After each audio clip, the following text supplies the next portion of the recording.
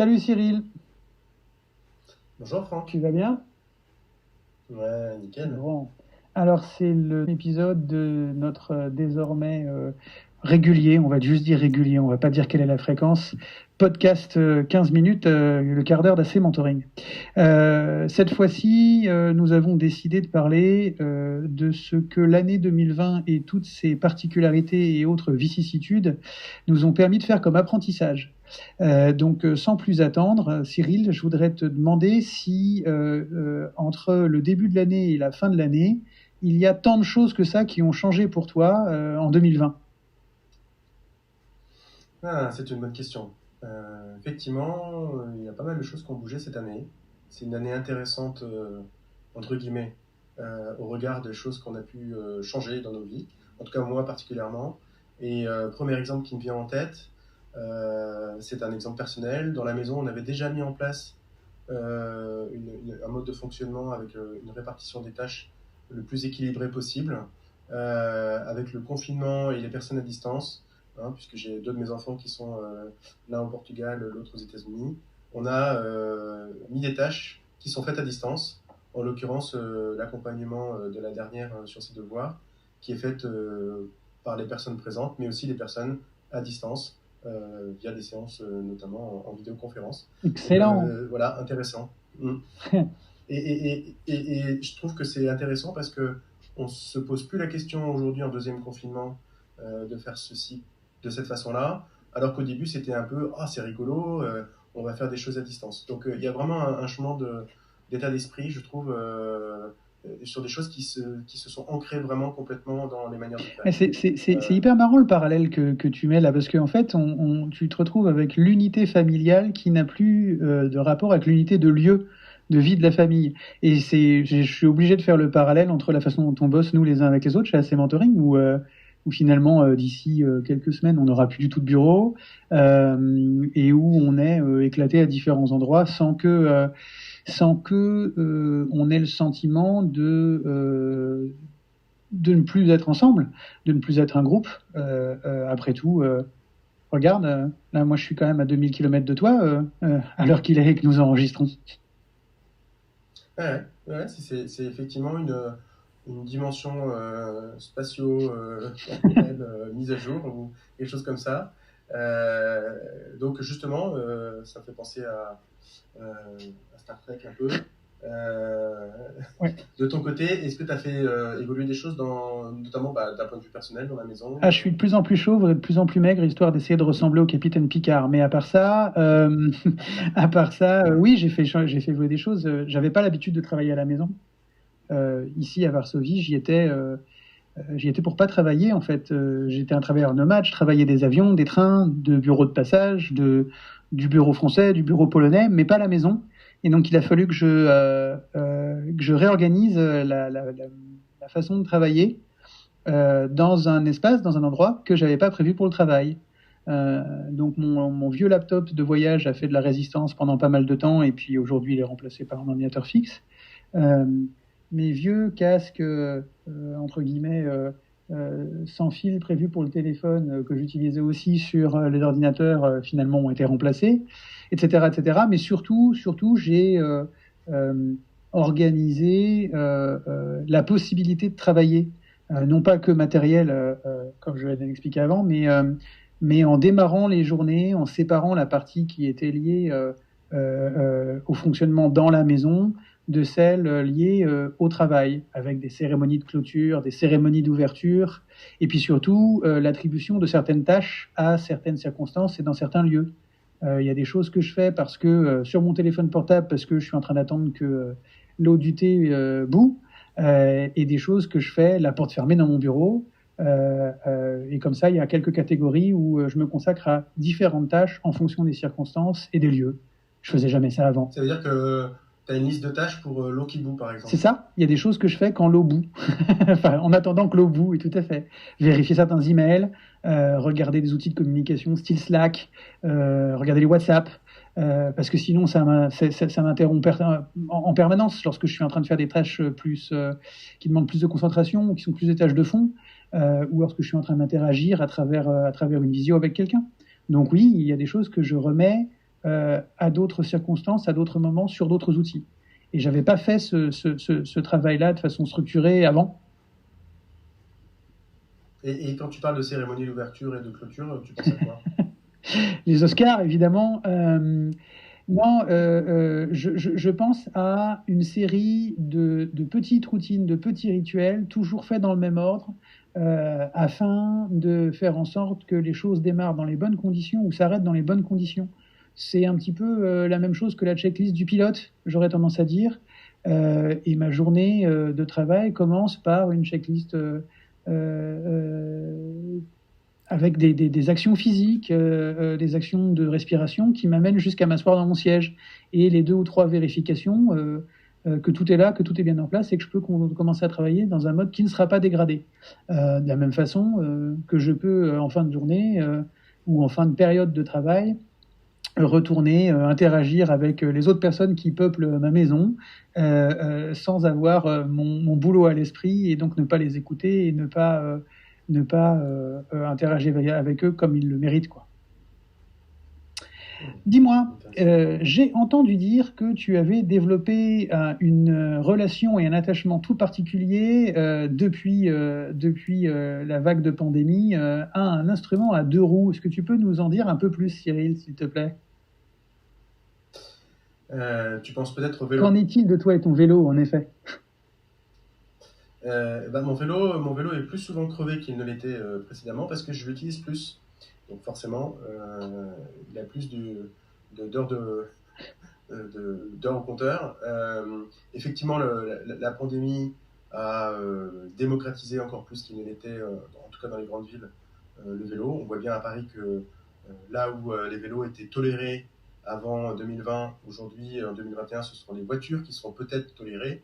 Donc il y a un retournement de situation.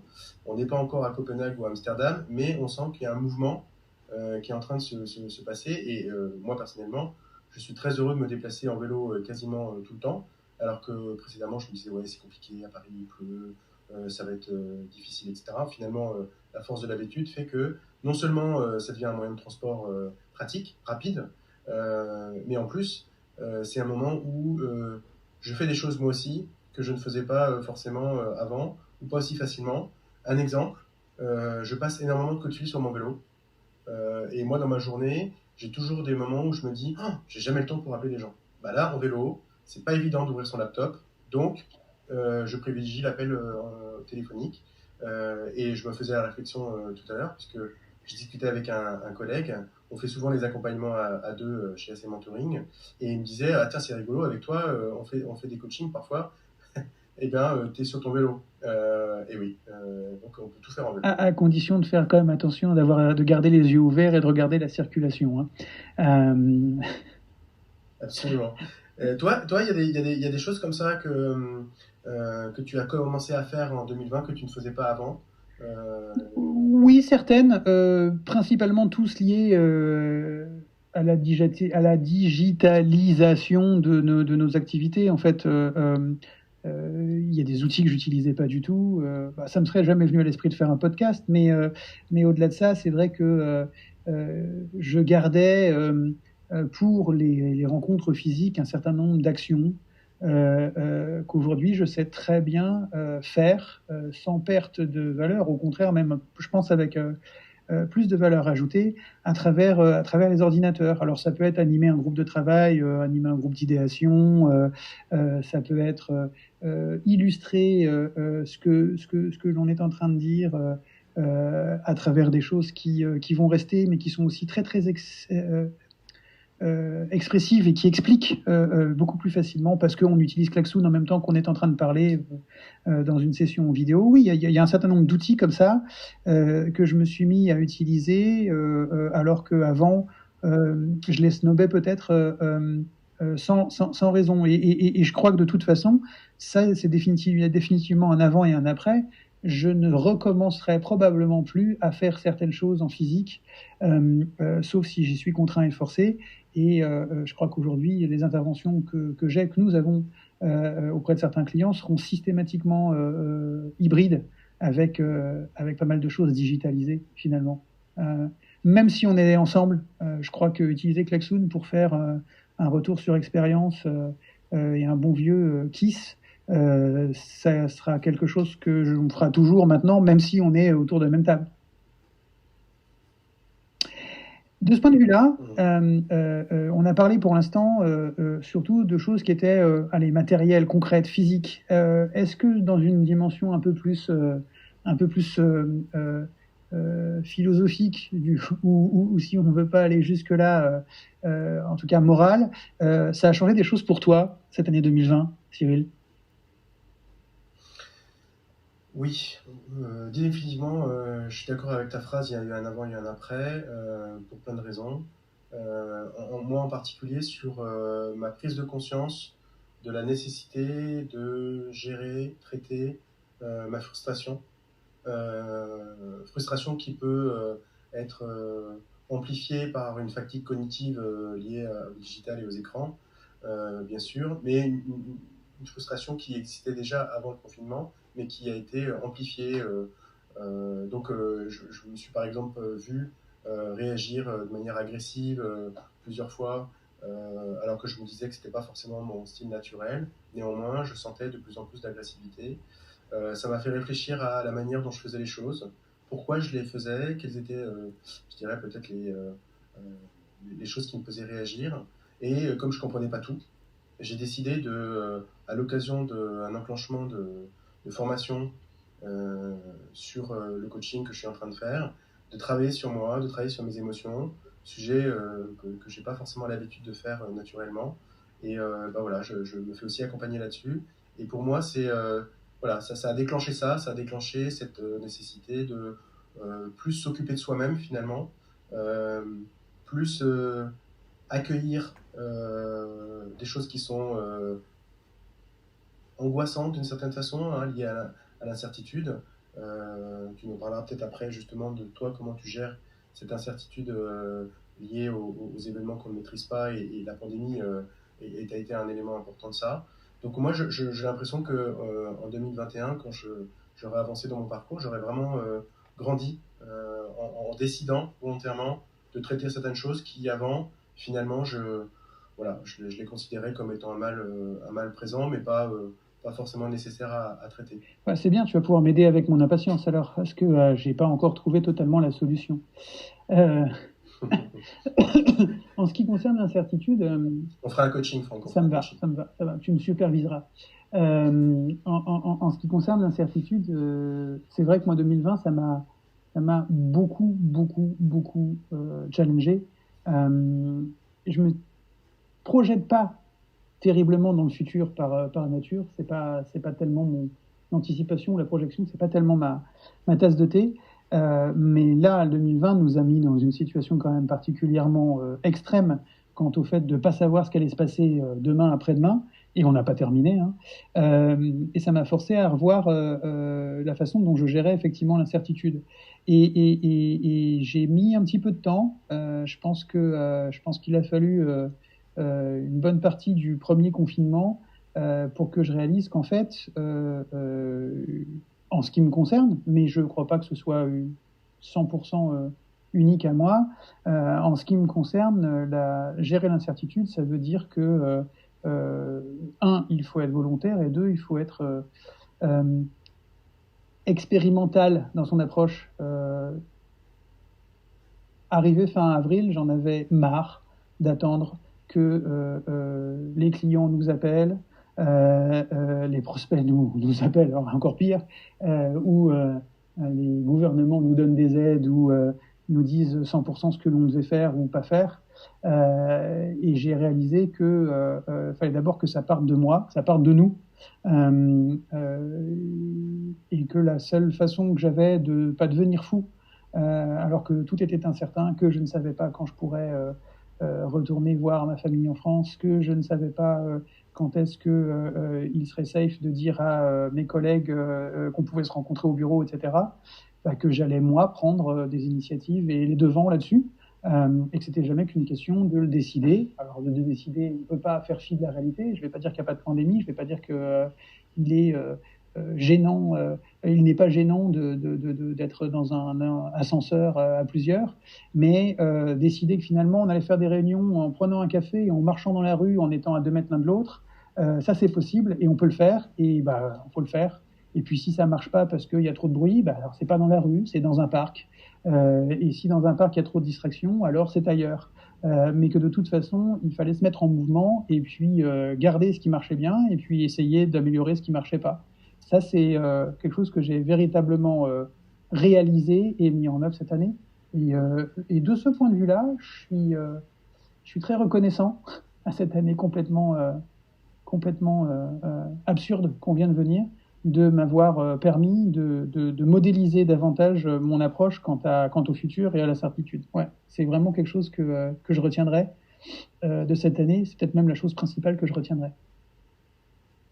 Et toi, Cyril? Alors effectivement, comme mot de la fin pour retenir nos apprentissages, que c'est ça effectivement le titre du podcast. Moi je dirais que il y a deux choses principales que je retiens. La première, c'est que cette pandémie m'a fait prendre conscience d'un nouveau rapport à la mort, à la notion de vulnérabilité aussi, parce qu'en fait la pandémie, elle touche tout le monde à tout moment, et donc voilà, on peut plus se sentir concerné, pas concerné. Il y a une prise de conscience mondiale que le monde est un village, et la globalisation a vraiment pris tout son sens là-dessus. Et il y a un rapport entre nous, notre rapport à la mort, et puis la globalisation du monde, que je trouve assez intéressant. Et le deuxième apprentissage, c'est la notion paradoxalement de liberté que je peux retenir du fait que cette pandémie, ces confinements ont fait prendre conscience que plein de choses qu'on n'imaginait pas possibles en distanciel deviennent non seulement possibles, mais voire naturelles. Et donc il va y avoir une liberté d'action qui va être amplifiée par ce digital, le fait de pouvoir faire des choses qu'on pouvait difficilement faire avant parce qu'il fallait se déplacer, parce que c'était compliqué, parce que ça prenait du temps. Aujourd'hui, il y a quand même une facilité de faire certaines choses, et c'est passé dans la culture. Il y a des gens qui disaient on ne peut pas télétravailler ou c'est quelque chose de compliqué. Ils se sont rendus compte que ce n'était pas un vrai sujet. Donc ça, je trouve ça très intéressant. Et comme mot de la fin, Franck, toi, c'est quoi le principal apprentissage que tu retiens? Je suis d'accord avec avec plein de choses que tu as dites. Si je dois essayer de trouver un dernier angle, je dirais que cette année, elle m'a montré encore plus que les précédentes que c'est véritablement une question de le vouloir. Je pense que si on veut, on peut trouver des solutions, s'adapter, tout en ne s'arc-boutant pas. Évidemment que si notre activité chez AC Mentoring, ça avait été de louer des chambres d'hôtel, la solution aurait peut-être été pour nous de faire autre chose. Mais c'est pas parce que le monde dans lequel on vit a décidé de nous compliquer les choses que l'on ne peut pas se mettre au niveau du défi qui nous est proposé. Et je suis assez content, finalement, même si ça a été une année éprouvante, je suis assez content de ce que ça nous aura appris à faire et fait réaliser. Donc pour moi, au final, je dirais que on sort quand même plutôt plus fort de cette année-là et prêt à affronter une année 2021 qui va, elle non plus, sans doute pas être simple, mais je crois qu'on est mieux armé et j'en suis bien content. Voilà, on arrête pour aujourd'hui. Allez, le quart d'heure est passé. Ouais, il est un peu débordé parce que nous, on a des quarts d'heure un peu marseillais, hein, mais c'est pas de notre faute, on a étudié là-bas. À bientôt. Salut. Ciao. Franck.